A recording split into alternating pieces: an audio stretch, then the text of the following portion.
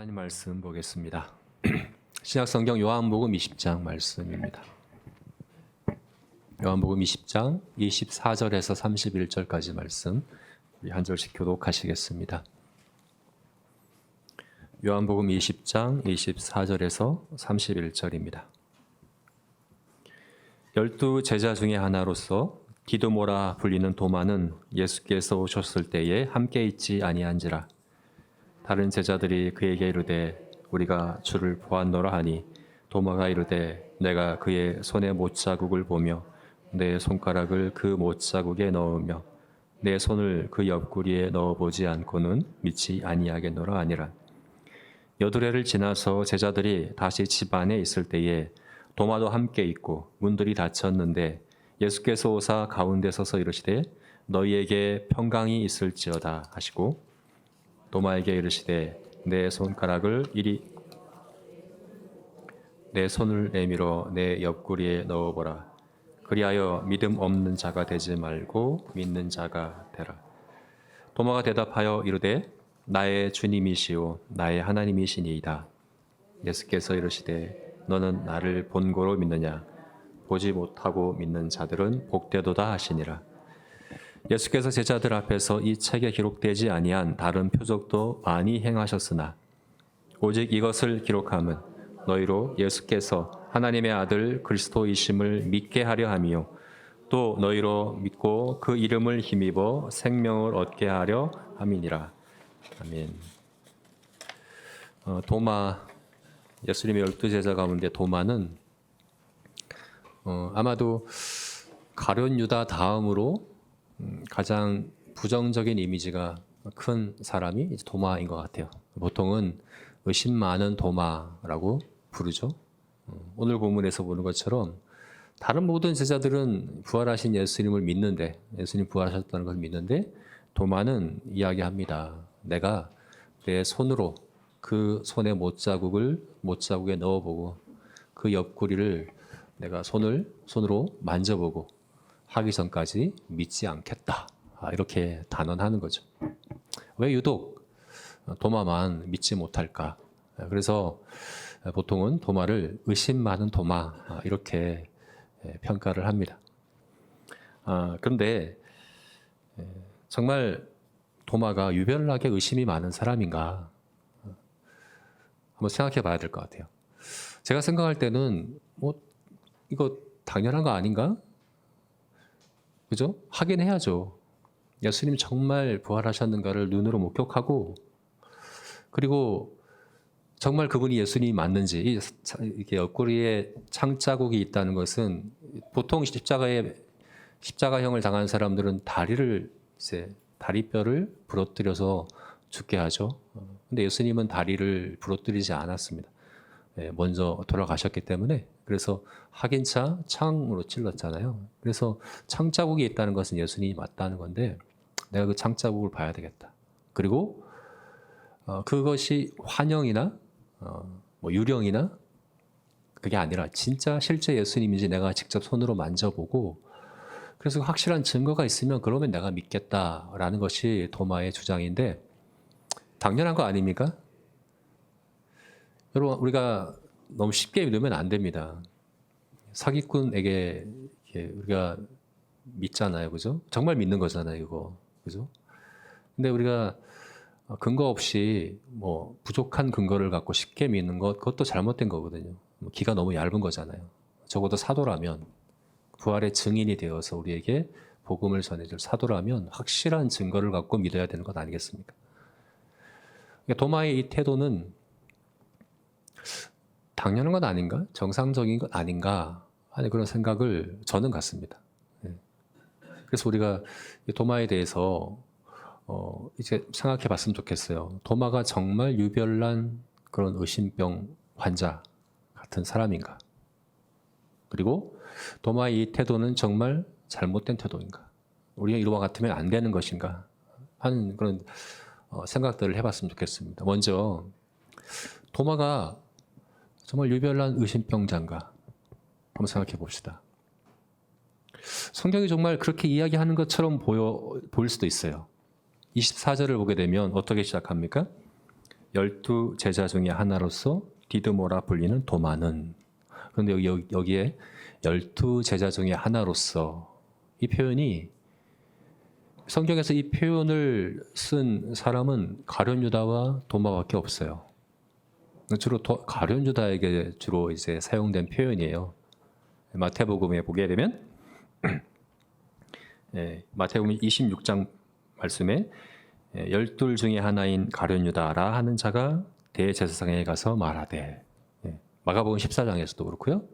요한복음에서도 12장에 제자 중 하나인 가룟 유다가, 그러니까 12 중 하나인 가룟 유다, 12 제자 중에 한 사람인 가룟 유다라는 이 표현 자체가 성경에서는 부정적으로 쓰인 표현이에요. 가룟 유다가 12 제자 중 하나인 걸 누가 몰라요? 다 알잖아요. 근데 왜 그 표현을 거기다 붙입니까? 가룟 유다가 12 제자 중 하나이면서도 불구하고 그 신분에 합당한 행동을 하고 있지 않다는 걸 강조하는 거예요. 어떻게 12 제자 중에 하나인 가룟 유다가 그럴 수 있냐? 그런 의미가 여기 들어있는 그런 표현이거든요. 그래서 12 중 하나인 누구, 이런 표현은 좀 부정적인 그런 이제 의미가 들어있는 표현이라고 볼 수 있죠. 근데 그 표현이 한 사람 더 쓰였는데 바로 도마입니다. 오늘 본문에 나오는 도마에게 이렇게 얘기하는 거예요. 12 중 하나인 도마가, 이게 무슨 의미로 우리가 받아들일 수 있을까요? 어떻게 12 제자 중에 한 명이면서 부활하신 예수를 믿지 못하다니.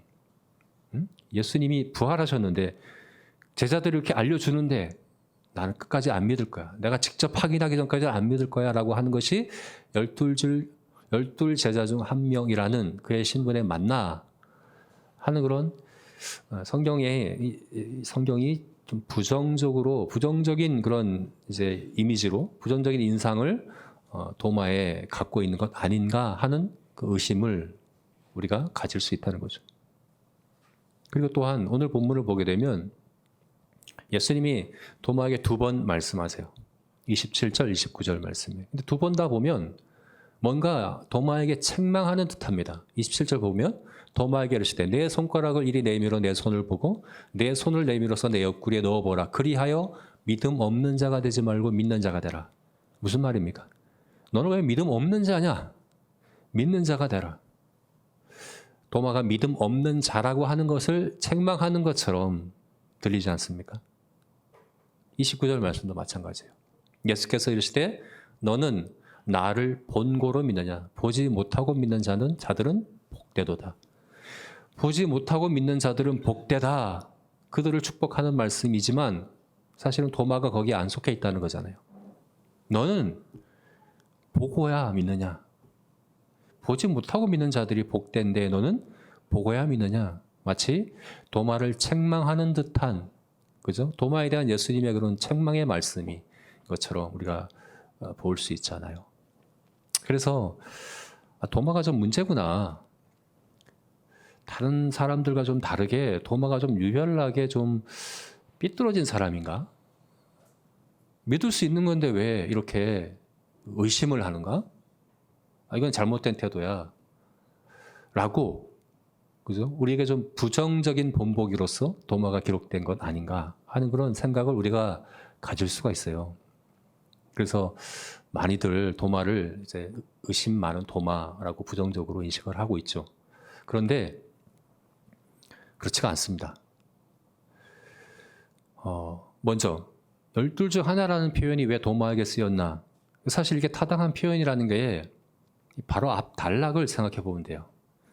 우리가 읽지 않았지만 바로 이 앞 단락이 어떤 단락이냐면 예수님께서 도마가 없는데 10명의 제자들이 있는 곳에 나타나셨어요. 부활하신 예수님이 10명의 제자들이 문을 잠그고 거기에 숨어 있을 때 그들에게 나타나셔서 예수님이 부활하신 것을 보이시고 숨을 내쉬시며 성령을 받으라 말씀하시고 아버지께서 나를 보낸 것처럼 너희를 내가 보낸다. 너희가 누구의 죄든지 사하면 사함을 얻을 것이다. 너희가 사하지 않으면 사함을 못 받을 것이다. 라고 얘기하며 제자들을 파송하시는 이야기를 그 앞단락에서 했어요. 근데 거기에 도마가 없었습니다. 그러니까 여기서 12 중 하나인 도마라는 이 표현이 왜 필요했는가?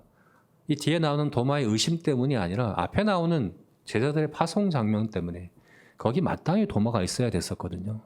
제자들을 파송하시는, 요한복음에서 제자들을 파송한 그 구절이 바로 앞인데 그때 도마가 없었어요.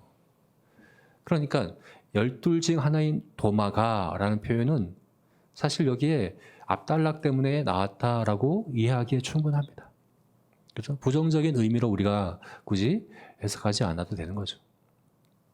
그리고 도마가 과연 정말 성경에서 요한복음에서 부정적인 인식으로 이렇게 부정적인 이미지로 기록하고 있는가 생각해 보면 그렇지가 않아요.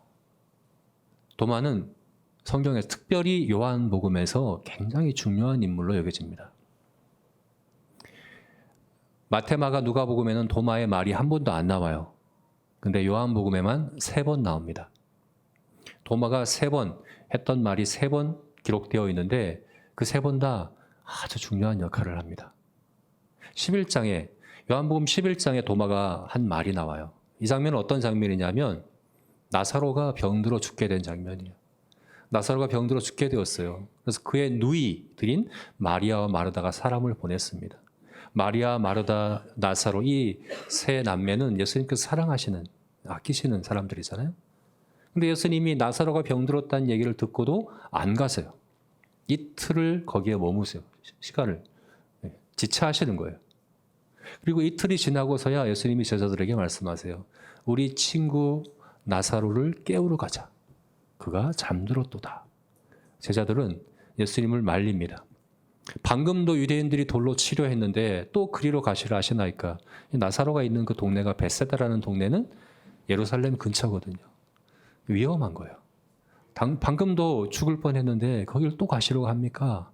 제자들이 말리는 거예요. 그래서 예수님께서 나사로가 잠들었다. 곧 죽었다. 라고 말씀하시는 거죠. 그때 이제 도마가 얘기를 하는 거예요. 우리도 주와 함께 죽으러 가자. 이 말을 하는 거예요. 왜 이 말을 했을까요? 이게 충심해서 한 말이라고 해석할 수도 있고 아니면 비꼬는 말이라고 해석할 수도 있어요. 충심해서 했다는 말은 그래, 죽을 각오로 주님과 함께 가자. 주님을 따라가자. 이런 의미를 했을 수도 있고요. 아니면 아니 굳이 지금 다 예수님을 죽이겠다고 하는 거기를 굳이 가시려고 하냐? 그래, 죽으러 가자. 이렇게 한 말일 수도 있다는 거죠. 어떤 의미인지는 몰라요. 그런데 한 가지 분명한 것은 이게 도마만의 생각은 아니었습니다. 다른 모든 제자들이 다 그렇게 생각하고 있었던 거죠. 다른 제자들도 가기 싫어했어요. 가지 말라고 예수님을 말렸어요. 가는 건 죽는 길이라고 다른 제자들을 다 생각했어요. 그런데 도마만은 말을 했어요. 우리도 죽으러 가자. 그래서 제가 생각할 때 도마는 다른 제자들과 비교했을 때 좀 유별난 사람이라기보다는 좀 직설적인 사람이에요. 마음에 있는 생각들을 정직하게 표현하는 사람이고 또 표현이 좀 거칠어요. 그렇게 표현하는 사람이 도마가 아닌가. 이게 14장에서도 동일하게 나타나는데요. 요한복음 14장에서는 최후의 만찬, 6월절 만찬 때 다른 제자들과 함께 예수님이 6월절 만찬을 지킬 때 14장에서 예수님이 그들을 떠나실 것에 대해서 말씀하세요. 너희는 근심하지 말아라. 내가 너희를 떠난다고 해서 근심을 하지 말아라. 내가 아버지께로 갈 것이고 내가 거기에 너희가 거할 처소를 예비할 것이다. 그리고 예비가 되면 다시 올 것이다.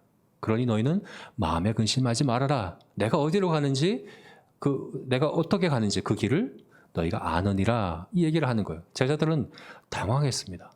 근심했습니다. 그래서 16장을 보게 되면 아무도 미처 물어보지도 못하고 마음의 근심과 당황함과 놀람 가운데 그렇게 주저하고 있었어요. 그때 도마가 이야기합니다. 모릅니다, 우리가. 주님께서 어디로 가는지 우리가 어떻게 합니까? 주님께서 어디로 가는지 그 길을 우리가 어떻게 합니까? 우리는 모릅니다. 이게 도마만 가진 생각일까요? 다른 모든 제자들이 다 가졌던 생각이고 다 당황했고 다 궁금해했고 다 질문해야 되는 거예요. 근데 도마만 질문했습니다. 그냥 바로 정직하게 직설적으로. 그리고 그때 예수님께서 그에 대한 대답으로 아주 유명한 말씀을 하시죠. 내가 곧 길이요 진리요 생명이니 나로 말미암지 않고는 아버지께로 갈 자가 없느니라. 도마의 말에 대한 대답이었습니다. 네. 그러니까 도마가 다른 제자들하고 좀 다르게 더 의심하고 더 믿지 않으려고 하고 그런 사람인가? 그렇게 보이지 않아요. 네. 바로 잘 표현하는 사람이죠, 그죠? 정직하게. 왜 그러지 않으셨어요? 저는 학창 시절에 질문을 잘 안 했습니다. 궁금한 게 있어도 손을 들어서 질문하지 않고요. 뭔가 아는 게 있어도 발표하는 걸 싫어하고. 근데 정말 궁금해요. 그럼 막 마음에 막 이렇게 물어야 되나 질문해야 되나 막 고민할 때 옆에 있던 친구가 손을 탁 들고 제가 궁금했던 걸 탁 물어보는 거예요. 그럼 되게 막 속이 시원하지 않습니까? 네. 도마가 그런 사람이에요. 도마는 다들 궁금하고 있는데 탁 질문하는 사람이에요. 마음에 있는 것들을 그대로 표현하는 사람. 그런 사람이죠. 근데 그게 오늘 본문에서도 그런 것 같습니다. 오늘 본문에서 도마가 못 믿겠습니다. 직접 확인해야 믿겠습니다. 내가 그 손의 못자국을 만져보고 그 옆구리의 창자국을 직접 만져보고 확인해야지 그때서야 내가 믿겠다라고 한 말이 사실 도마만의 생각일까요? 다른 제자들은 정말 다 믿은 걸까요? 자세히 보면 이 바로 앞에도 예수님이 한번 나타나셨다고 그랬잖아요. 제자들이 10명 제자들이 모였을 때 그때도 문을 잠그고 있었어요. 두려워서. 근데 두 번째 오늘 본문에서 나타나실 때 제자들은 문을 열어놓고 있었을까요? 잠그고 있었습니다. 문을 잠그고 있었어요. 이게 굉장히 중요한 얘기입니다. 보통 예수님이 정말 부활하셨다는 그 증거들을, 역사적인 증거들을 이야기할 때 가장 강력한 증거 중에 하나가 뭐냐 하면 제자들이 태도가 바뀐 거거든요. 사도행전을 보세요. 그전에는 제자들이 예수님 십자가에 못 박히시고 체포되실 때 다 도망가 버리고 베드로는 3번이나 부인하면서, 그죠? 예수님을 부인하면서까지 다 도망가 버리고 예수님 돌아가시자 문을 걸어 잠그고 꽁꽁 숨어서 떨고 있었던 제자들이 사도행전을 보게 되면 완전히 달라졌어요. 많은 사람 앞에서 예수님을 선포하고 전합니다. 그리고 산헤드린 공회 앞에 끌려가기도 했어요. 그 산헤드린 공회가 예수님을 십자가에 죽인, 못 박은 그런 아주 힘 있는 기간이거든요. 거기 앞에 가서도 하나님 앞에서 내가 하나님 말씀 듣는 것과 너희 말 듣는 것 중에 무엇이 옳은가 판단해봐라. 당당하게 이야기합니다. 그들을 핍박하고 복음을 전하는 걸 금하고 하는 걸 오히려 기뻐했습니다. 왜 기뻐했을까요? 막 3,000명, 5,000명 전도되니까 오히려 불안했죠. 예수님은 우리가 그 이름을 위해 고난받는다고 했는데 왜 안 그럴까? 근데 고난이 오자 오히려 기뻐했습니다. 달라졌어요. 어떻게 사람들이 한 사람도 아니고 모든 제자들이 180도 갑자기 이렇게 달라졌을까에 대해서 이건 부활 외에는 설명할 길이 없는 거죠. 예수님이 부활하신 것 외에는 이 변화를 설명할 길이 없다는 게 보통 부활의 증거로서 제자들의 변화를 이야기합니다. 근데 여러분, 오늘 본문에서는 예수님의 부활을 봤잖아요, 제자들이. 바로 앞에서 봤잖아요. 바로 앞 단락에서 봤잖아요. 그때도 문이 잠겨 있었고 예수님이 오셔서 그들에게 부활을 하신 주님을 보이셨고 숨을 내쉬며 성령을 받으라 말씀하시며 너희가 나가서 이제 내가 아버지를 보낸 것처럼 너희를 보내노니 너희가 내 증인이 되라 라고 분명히 말씀하셨는데 또 문을 잠그고 있어요. 정말 믿은 걸까요? 예수님 부활하셨다는 걸 정말 믿은 걸까요?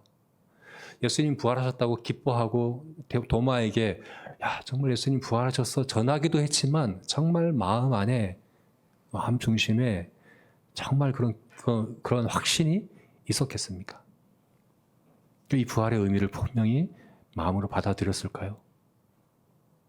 아니죠, 그죠? 요한복음만이 아니라 다른 성경 보세요. 마태복음은 예수님이 승천하기 직전에 그 나온 말씀이 뭐냐면 제자들이 그 앞에 경배하되 그 중에 믿지 못하는, 의심하는 자들도 있더라. 단수형이 아니에요. 의심하는 자가 아니에요. 의심하는 사람들이 있더라. 도마만 의심한 거 아니에요. 예수님 부활에 대해서 도마만 의심한 거 아니에요.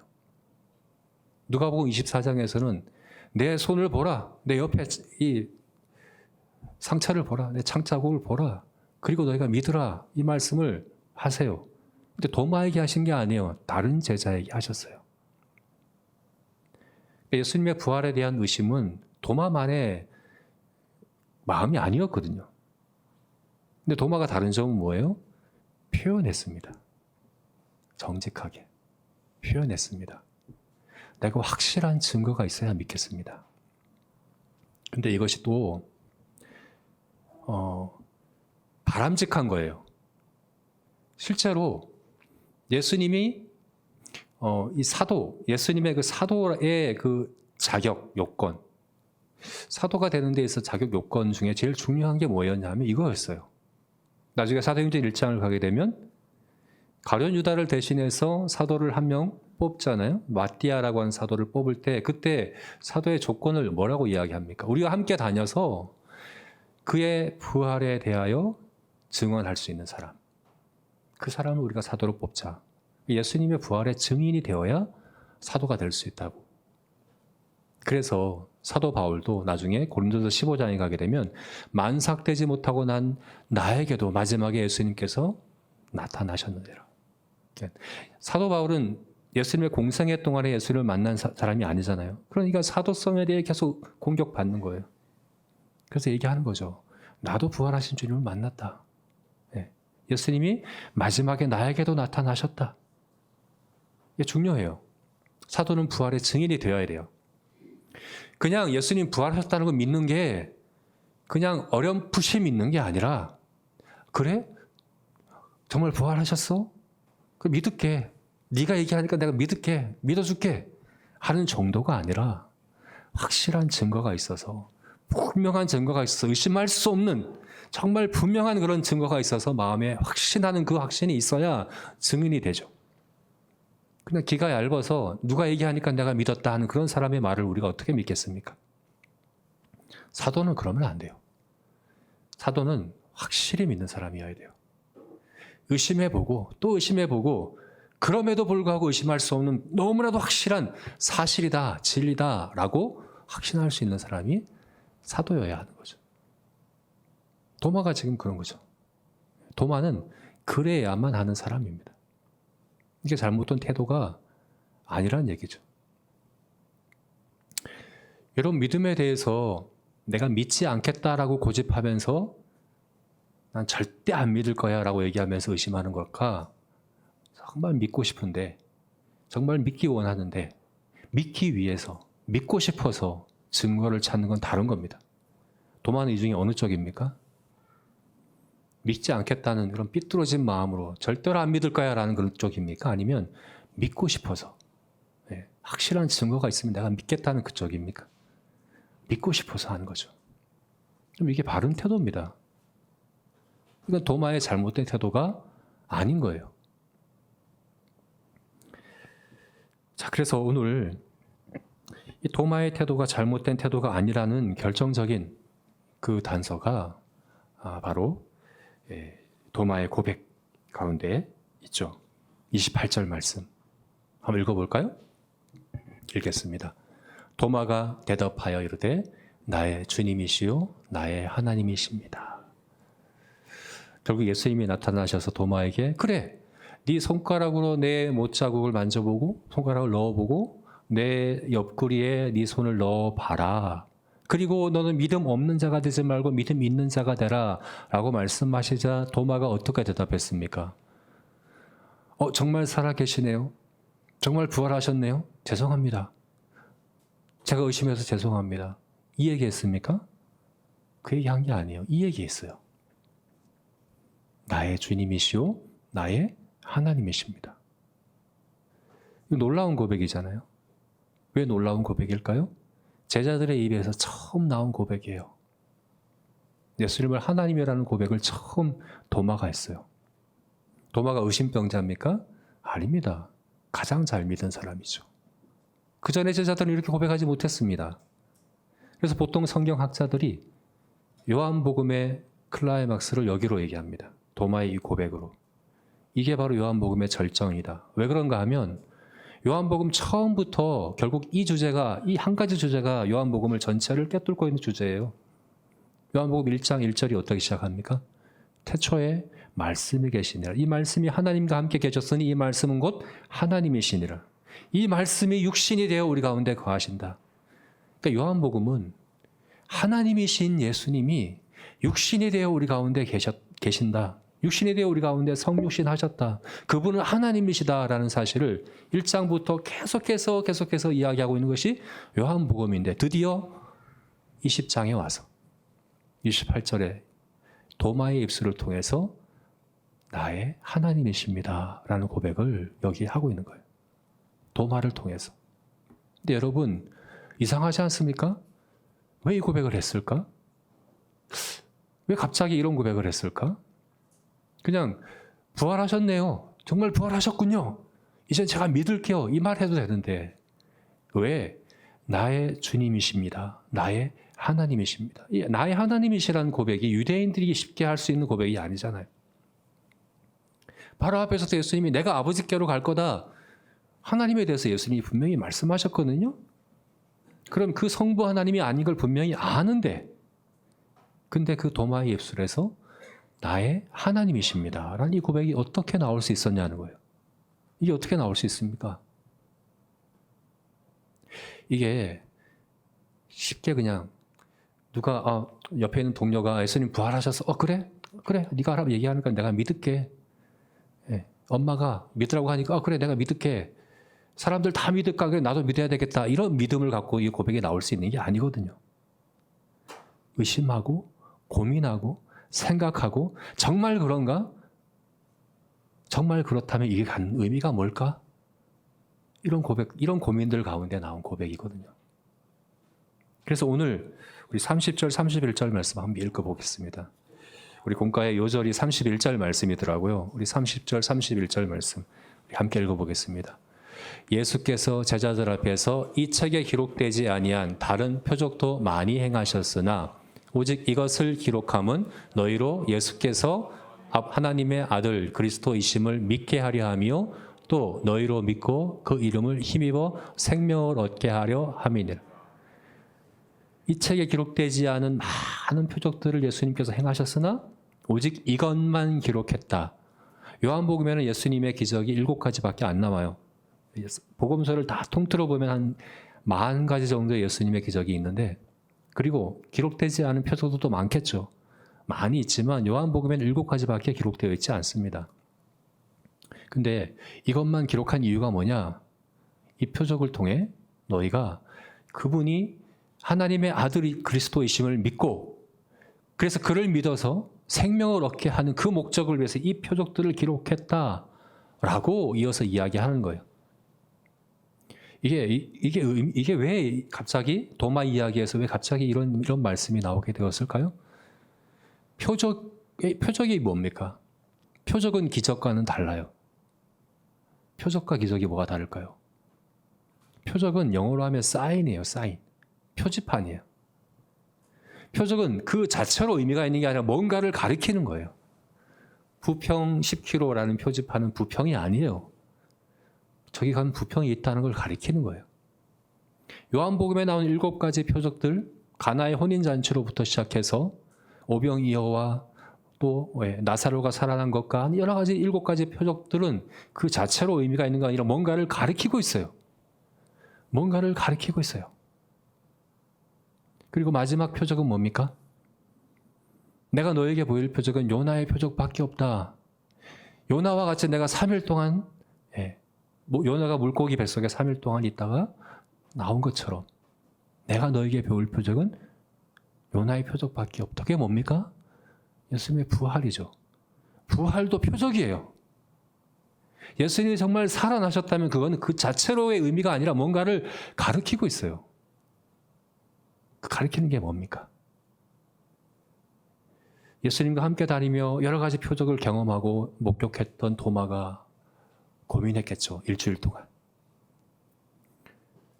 가나의 혼인잔치 그 표적이 가리키는 의미가 뭘까? 가난의 아들을 살리신 예수님의 그 표적이 가리키는 의미가 뭘까? 오병이어 기적과 무리를 걸으신 그 표적이 가리키는 의미가 뭘까? 요한복음에 기록된 건 아니지만 천정에서 중풍병자를 예수님 앞에 달아내리자 예수님께서 내 죄사함을 받았느니라 라고 말할 때 유대인들은 저가 누구이간데 오직 하나님만 하실 수 있는 죄사함을 선포하는가? 예수님을 신성 모독한다고 여기고 예수님을 죽이려고 했죠. 그죠? 왜 예수님이 그 표적을 그렇게 보이셨을까? 예수님이 정말 다시 살아나셨다면, 그래서 그 손에 못자국과 그 옆구리의 창자국이 정말 예수님이 정말 살아나셨다면 이 표적이 가리키는 건 뭘까? 뭡니까? 그분은 하나님이시라는 겁니다. 그냥 하나님이 아니라 나의 하나님이시라는 겁니다. 나의 주님이시고 나의 하나님이십니다. 이거는 그냥 나올 수 있는 고백이 아니에요. 쉽게 믿어서 나올 수 있는 표정이 그게 나올 수 있는 고백이 아니에요. 고민하고 생각하고 그래서 그가 얻은 결론입니다. 그래서 부활하신 주님을 직접 목격한 그가 그의 입술을 통해 고백하는 거예요. 당신은 나의 주님입니다. 당신은 나의 하나님입니다. 이 위대한 고백을 도마의 입술을 통해서 이렇게 고백되어졌다는 거죠. 자, 오늘 이 도마 이야기 그리고 30절 31절 말씀인 이 구절, 이 표적을 기록한 이유가 무엇인지, 이 성경을 기록한 이유가 뭔지에 대한 30절 31절 말씀을 우리에게 좀 적용시켜서 우리는 성경을 어떻게 대해야 될까? 도마처럼 우리가 성경을 대해야 합니다. 어떻게 우리가 성경을 읽어야 할까에 대해서 세 가지로 우리에게 적용해 봤으면 좋겠습니다. 생각하라, 사랑하라, 순종하라 하는 거죠. 먼저 생각하라입니다. 생각하라. 여러분, 성경은 고민하면서 읽어야 합니다. 생각하면서 읽어야 합니다. 왜냐하면 이건 표적이기 때문에 그래요. 그냥 기적이 아니에요. 표적이에요. 표적. 뭔가를 가리키고 있어요. 그냥 이것이 사실이라고 믿는 것으로는 부족합니다. 이 사실이 어떤 진리를 가리키고 있는가가 중요합니다. 이것은 고민을 해야지 얻을 수 있는 겁니다. 다른 제자들은 예수님 부활하셨다는 사실은 믿었어도 그분이 하나님이시라는 고백은 할 수 없었어요. 생각해야 합니다. 고민해야 합니다. 성경을 읽으실 때 이 성경이 기록하고 있는 이 내용이 사실이라면, 진리라면 이게 가리키는 의미가 뭘까? 이게 진리라면 나는 어떤 존재일까? 이게 정말 사실이라면 나는 어떤 목적으로 살아야 될까? 내 인생의 목적과 가치는 어디에 둬야 될까? 나는 지금 어떤 태도로 살아가는 것이 마땅한가? 고민하면서 읽어야 됩니다. 생각하지 않고 고민하지 아니하면 바른 믿음이라고 할 수 없습니다. 보통 그렇게 얘기하잖아요. 믿음은 고민하지 않는 사람, 생각하지 않는 사람이라 갖는 거라고.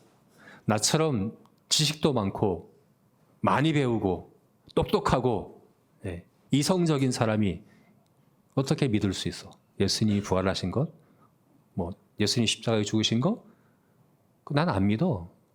나는 문화인이거든. 나는 지식도 많고 난 고민도 많고 똑똑하기 때문에 이렇게 생각하는데 사실은 고민하지 않아서 안 믿는 거예요. 불신자들 가운데 고민하는 사람 없어요. 드물어요. 인생의 의미에 대해서 고민하는 사람 있습니까? 인생의 목적에 대해서 고민합니까? 왜 이 땅에 태어나서 내가 죽으면 어떻게 될까 고민하는 사람이 있습니까? 내가 지금 현재 이 땅을 살아가면서 가장 가치 있고 의미 있는 일이 뭔가를 생각하는 사람이 있습니까? 그냥 많이 벌고 행복하게 오래 건강하게 살아가고 누리는 것, 그것이 인생이라고 생각하고 고민하지 않잖아요. 우리는 어디에서 왔을까? 정말 우리가 진화된 존재일까? 고민하지 않습니다. 고민해야 하는 거죠. 고민하면서 성경을 읽어야 하는 거죠. 고민하는 자를 위해서 기록된 게 성경이거든요. 성경을 읽으며 이 표적이, 이 말씀이, 이 진리가 가리키는 의미가 뭘까 깊이 고민하면서 읽으시기 바랍니다. 그냥 남들 다 교회 다니니까, 우리 엄마 아빠가 교회 다니니까 다 믿으니까 그래 나도 믿지 뭐, 이렇게 믿는 사람은 결국 흔들릴 수밖에 없습니다. 예. 확실한 근거를 갖고 의심해보고 또 의심해보고 정말 그런가 생각해보고 그렇게 확신하는 그런 믿음에 이르는 저희가 되었으면 좋겠습니다. 두 번째는 사랑하자 하는 거죠. 주님을 사랑하자는 겁니다. 오늘 본문 말씀에서 이야기합니다. 그 이름을 믿어 생명을 얻게 하려 함이라. 이 표적을 기록한 것은 너희가 이 표적을 통해 그가 하나님의 아들 그리스도인 것을 믿고 그 믿을 뿐만 아니라 그 이름을 입어 생명을 얻게 하려 함이라. 이 생명이 어떤 생명입니까? 영생이죠, 영생. 영원한 생명. 여러분, 영생은 그냥 긴 생명이 아니에요. 지옥에서도 영원히 살아요. 그냥 영원히 사는 걸 얘기하는 게 아니잖아요. 요한복음 17장에서 그렇게 말씀합니다. 영생은 곧 살아계신 하나님과 그가 보내신 아들 예수 그리스도를 아는 것입니다. 아는 것. 인격적으로 아는 것. 머리로만 아는 게 아니라 내 마음으로, 내 전인격으로 그를 아는 것, 사랑하는 것. 저는 오늘 도마가 나의 주님입니다, 나의 하나님이다라는 고백이 그의 마음의 고백이라고 믿습니다. 사랑의 고백인 거죠. 주를 향한 사랑의 고백입니다. 전인격의 고백입니다. 그래서 나의 주님, 나의 하나님이라고 고백하는 거예요. 예수님께서 도마에게 와서 말씀하셔요. 그래, 네 손을 내밀어 내 손의 못자국을 보고, 네 손가락으로 내 손의 못자국에 넣어보고 내 옆구리에도 넣어봐라. 여러분, 이 말은 도마가 했던 말 그대로 하신 거예요. 근데 그 자리에 예수님 안 계셨거든요. 예수님 그 자리에 안 계셨어요. 근데 그 말을 그대로 하세요. 도마가 뭘 깨달은 겁니까? 내가 보지 않았지만 주님은 나를 보고 계셨구나. 내가 주님을 모른다고 생각해서 그때도 주님은 나를 아셨구나. 내 부끄러운 가장 밑바닥이라고 할 수 있는 그것까지도 주님은 아시는구나. 그럼에도 불구하고 나를 위해 십자가에 못 박히셨구나. 이 손의 못자국과 이 옆에 창자국을 보라 생각했겠죠. 하나님이신 그분이 왜 십자가에 죽으셨을까? 제가 있어서? 그분은 제가 없는데, 제가 없으신 그분이 왜 십자가에 죽으셨을까? 왜? 그리고 그분이 부활하신 게 무슨 의미일까? 도대체 무슨 의미일까? 네.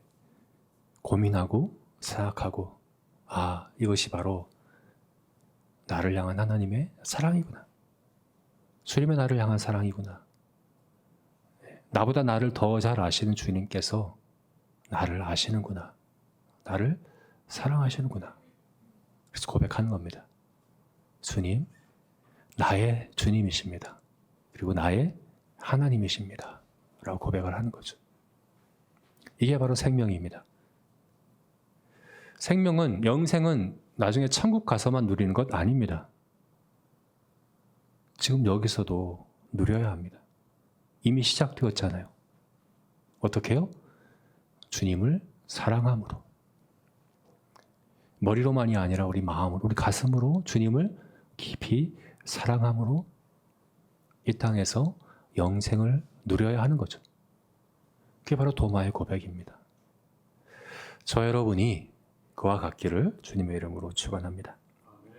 마지막 세 번째로는 순종하자 하는 겁니다. 순종하자. 예수님께서 15장에서 말씀하셨죠. 누구든지 내 계명을 지키는 자라야 나를 사랑하는 자다. 주님을 사랑하는 사랑은 순종을 통해서 나타납니다. 행함이 없는 믿음은 죽은 믿음입니다. 믿는다면, 그리고 주님을 정말 사랑한다면 순종하는 것이 마땅합니다. 그것이 바로 이 말씀이, 이 표적이 가리키는 그 진리, 그 진리가 갖는 힘이죠. 이것이 정말 진리라면, 그것을 정말 내가 믿는다면, 그리고 이 진리를 믿어서 내가 주님을 정말 사랑한다면 그렇게 순종하는, 그리고 그 순종을 통해서 점점 더 믿음이 자라가는, 또 믿음이 자라갈수록 더 많은 순종의 열매를 맺는 그런 저와 여러분이 되시기를 주님의 이름으로 축원합니다. 네, 말씀을 맺겠습니다. 오늘 도마, 요한복음의 클라이막스를 막스를 장식하고 있는 이 도마의 고백, 우리도 도마와 같이 우리에게 주어진 이 성경을 고민하며 읽고, 또 도마와 같이 이 성경에 근거해서 주님을 사랑하고, 또 도마와 같이 순종할 수 있는 우리 모든 제자교회, 우리 성도들과 우리 아이들, 우리 모두가 되기를 주님의 이름으로 축원합니다. 아멘. 우리 함께 기도하겠습니다.